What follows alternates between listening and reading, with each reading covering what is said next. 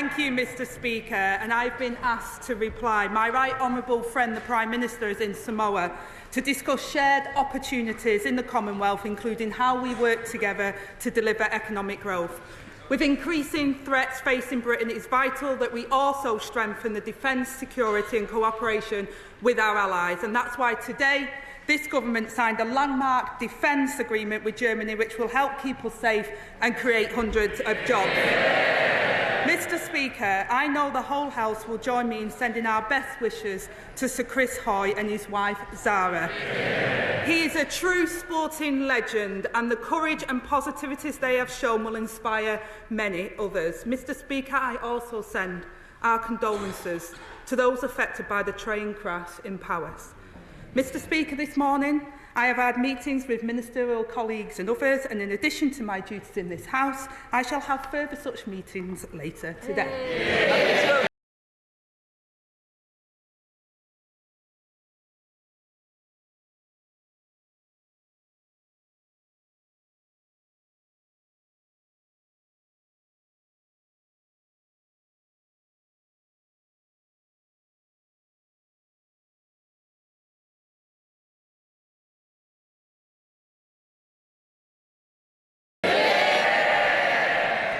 Can I thank my honourable friend and welcome my honourable friend to his place?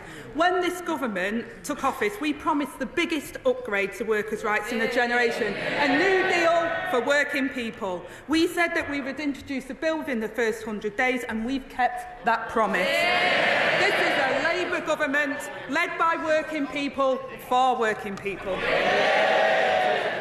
Deputy Leader of the Opposition, Oliver Dowden. Thank you, Mr Speaker. Can I join the Deputy Prime Minister in paying tribute to the bravery of Sir Chris Hoy? He truly is an inspiration to us all, and I also echo her comments about the train crash in Powys. Mr Speaker, what is the Deputy Prime Minister's definition of working people? Deputy Prime Minister. Well, first of all, let me start by welcoming the honourable gentleman to his new place. Today is our first exchange, Mr Speaker, since he pushed for a July general election. And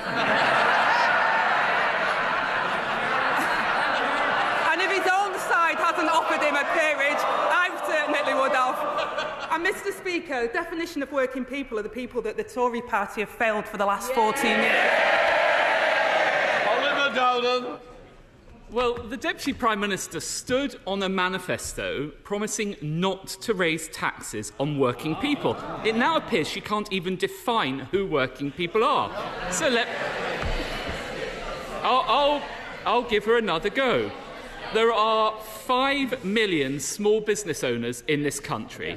Are they working people? Deputy Prime Minister. Mr Speaker, I don't know how the shadow Deputy Prime Minister can stand there with a straight face when it was the small businesses, the working people of this country that paid the price of them crashing the economy, sending interest rates scoring. I think he needs to learn his own lessons in opposition. Oliver Dowden.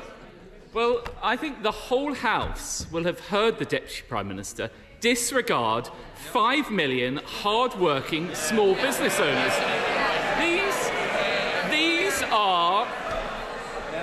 These are the publicans, the shopkeepers, the family running a local cafe. None of those count as working people to her. Now, Labour gave a clear commitment not to raise national insurance. The independent IFS have given their view on this. They say that raising employer national insurance is a tax on working people. Even the Chancellor said that raising employer national insurance was a jobs tax that will make each new recruit more expensive and increase the cost to business. So does she agree with the IFS and her own Chancellor? Mr Speaker, I remember the party opposite, what they said to business. What was it, F to business? Whereas this party held an international investment summit last week, which poured £63 million into our economy. We're pro-business, pro-worker and getting on with fixing the mess that they left behind. So I think we can take it from that answer that the Deputy Prime Minister doesn't agree with the IFS, and I suppose it shouldn't come as a surprise that she doesn't agree with her Chancellor. But does she agree with this? And I quote, "Working people will pay when employers pass on the hike in national insurance."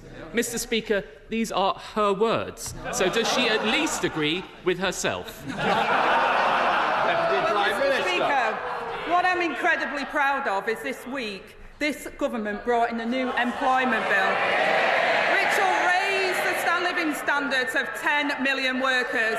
Would the Shadow Deputy Prime Minister like to apologise for the hiking taxes, 70-year hiking taxes that he put on working people, the crashing of the economy and the disaster that he left behind?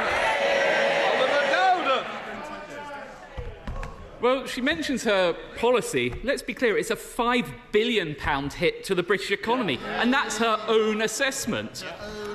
Mr. Speaker, I think that following these answers, there will be millions of working people now even more worried about the tax rises coming their way in next week's budget. But as this is our last exchange across the dispatch box, I'd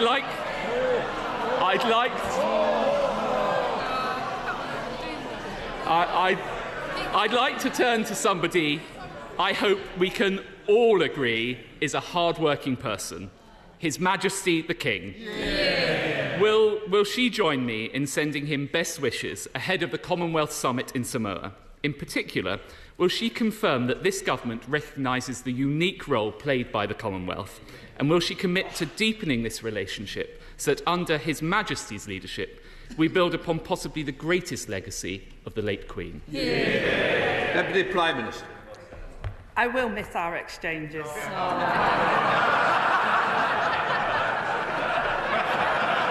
battle of the gingers,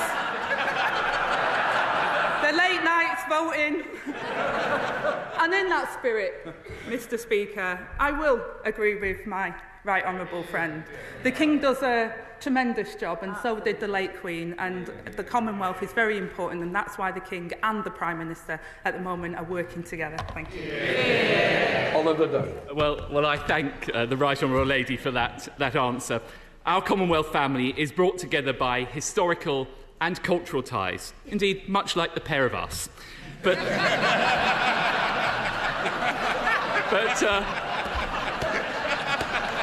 I will resist, Mr. Speaker, the temptation to replicate that. But as we look to the Commonwealth's future, we now have the opportunity to deepen our economic relationship. Will she therefore assure the House that the Prime Minister will use this summit to continue the work begun by the last government in building deeper economic ties with our Commonwealth friends and allies? Yeah. Deputy Prime Minister. Well, Mr. Speaker, we talk about economics. The architect of the 2024 Tory general election campaign, doing his victory lap before retiring with the hereditary peers that he fought so hard to protect, he leaves behind a Tory party in utter denial, heads in the sand, refusing to accept the rejection by the British public. Their plan for Britain, Mr. Speaker, includes scrapping the minimum wage, cutting maternity pay and tax breaks for the big oil companies. Mr. Speaker, this Labour government is elected to end the Tory chaos. Dr Evans, you've got a sore neck. I wish it was your throat a little. Come on, Deputy Prime Minister. Mr. Speaker, they don't like to hear it, but this Labour government was elected to end the Tory chaos, and that's exactly what we're doing. £600 more in the pockets of insecure workers, 30,000 new dads given paternity leave, and 10 million working people better off. While their so-called leadership candidates argue about what went wrong, this Labour government is getting on with rebuilding Britain. Rachel Maskell. Thank you, Mr. Speaker. I, like many MPs, have heard many heartrending stories of constituents who have had poor end-of-life support. Yet, had palliative care been available alongside an end-of-life plan, their experiences could have been so different. Would the Deputy Prime Minister agree to set up a commission for palliative and end-of-life care so that everyone can access the very best support when terminally ill and have a peaceful and dignified death, and will she meet to discuss it? I thank my right honourable friend for raising what is an emotive subject on both sides of this House. I know from my own work in this area before I was in this place what an incredible work this is and the honour it is to be there for somebody at the end of their life. Discussions have begun now on how to improve access to palliative and end-of-life care, and I'll ensure that she gets a meeting with the relevant minister to discuss this issue.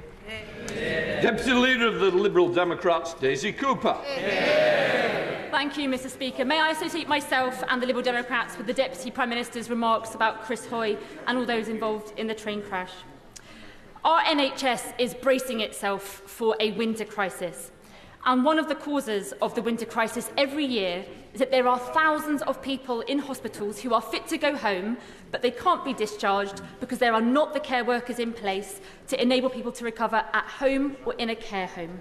Would the Deputy Prime Minister consider the Liberal Democrats' idea of an NHS winter task force to winter-proof our NHS, end this cycle of the winter crisis and put to an end the scandal of hospital patients paying the price of the social care crisis left by the Conservatives? I thank the honourable lady for her comments, and I share with her her desire to ensure that care workers are given the respect and the importance that they deserve. They are critical, in my opinion, to solving the problems within our National Health Service, and it's the Labour Party that will create a national care service, and we're launching our first ever fair pay agreement for care professionals to boost recruitment and retention. We must get the NHS back on its feet after the disaster of the Conservatives, and my right honourable friend the Chancellor will have more to say in the budget. Daisy Cooper. Thank you, Mr Speaker, and I thank the Deputy Prime Minister for her answer. We stand ready as a party of constructive opposition to work with the government to fix our social care system. However, one of the measures that could make it harder for us to keep the carers that we so desperately need would be an increase in employers' national insurance contributions. Were that measure to go ahead, it would affect millions of small businesses, including 18,000 small care providers. Can I ask the Deputy Prime Minister to assure this House that there will be nothing in the budget that makes it harder for vulnerable people to access the care workers and the care that they desperately need? Well, again, I won't speculate on the budget, not least with the Chancellor sat at the side of me. But what I will say, and I'll reiterate what the Chancellor has said and what the Prime Minister has said, this will be a budget that recognises that working people of this country and the enterprise in this country has been hard hit by the 14 years of Conservatives. We will rebuild Britain and we will grow our economy to pay for our public services. Chris MacDonald. Thank you, Mr Speaker. This next year marks the 200th anniversary of the Stockton to Darlington Railway, but the rail industry in my area is currently in peril, with hundreds of jobs at risk at Hitachi Rail as a consequence of a lack of action from the previous government. Will my right honourable friend, the Deputy Prime Minister, join me and our honourable friend, the member for Newton Aycliffe and Spennymoor, with workers, management and trade unions to ensure that no stone is left unturned as we fight for the future of this Hitachi Rail factory? I thank my right honourable friend for that question and welcome him to his place. He's been a champion for workers at Newton Aycliffe from day one, and I know he's met with the Transport Secretary, and I can assure him that we're in close contact with Hitachi on operations to secure a sustainable future for Newton Aycliffe, and we're committed to a long-term industrial strategy for rolling stock, seeking to support British manufacturing and end the volatility of recent years. Stephen Flynn. Thank you, Mr Speaker. In today's spirit of cross-party working, will the Deputy Prime Minister join me in applauding the brave Labour staff members who've travelled across the Atlantic to campaign against Donald Trump? Mr Speaker, I'm loving this loving. I don't often get it. But I say to the honourable gentleman is that people in their own time often go and campaign, and that's what we've seen. It happens in all political parties. People go and campaign and they do what they want to do in their own time with their own money. Melanie Ward. Thank you, Mr Speaker. Like many in my constituency of Cowdenbeath and Kirkcaldy, my family knows what it means to raise and support a disabled child. Charities like the Yard in Kirkcaldy do an amazing job providing vital additional help to disabled children and their families. Last month, a survey found that our country is so broken that 3/4 of parents of children with special educational needs and disabilities have been forced to give up work or cut their hours. Does the Deputy Prime Minister agree that our Labour Government must tackle this intolerable reality? I absolutely agree with my honourable friend and pay tribute to those that work with children with special educational needs and disabilities. I myself have my amazing son who does tremendously well given his challenges that he faced in life. I know from personal experience the system is just not working for children and families. Future funding decisions will need to be taken as part of the upcoming spending review, Mr Speaker, but we will work with the sector to deliver our shared mission and restore parents' trust. Peter Bedford. Thank you, Mr Speaker. Just 3 months into this Labour government, we have seen brutal cuts to support for pensioners. We have seen a taxing of education. And we have seen, just this week, £5 billion of additional pressure put on British businesses. Why does this government have such a problem with aspiration?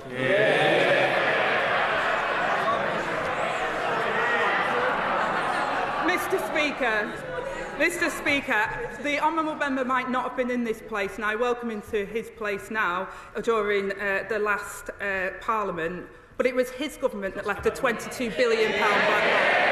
It was his government that left us with the biggest housing crisis. It was his government that crashed the economy, and it was his government that saw interest rates, inflation go to 11%, where pensioners were worse off than they are now.